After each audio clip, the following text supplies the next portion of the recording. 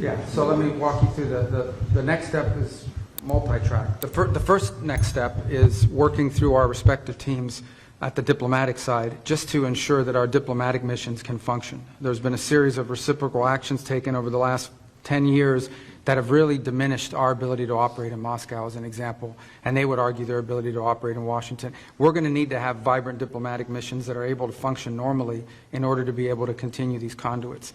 The second is a high-level team, including those who are experts on these topics, the technical side, to begin to engage with their side on parameters of what an end to this conflict would look like.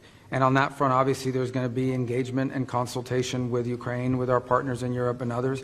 But ultimately, the Russian side will be indispensable to this effort, and so that process will begin. And then the third is, together with those other two, is beginning to engage in identifying the extraordinary opportunities that exist should this conflict come to a acceptable end, the credible opportunities that exist to partner with the Russians geopolitically on issues of common interest, and frankly economically on issues that hopefully will be good for the world and will also improve our relations in the long term between these two important countries.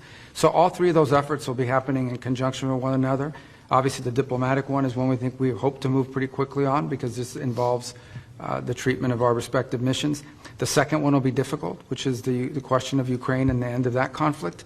But I think that's essential in order for the third piece to even be possible, which is our ability to work together on other geopolitical matters of common interest and, of course, some pretty unique, potentially historic economic partnerships as well.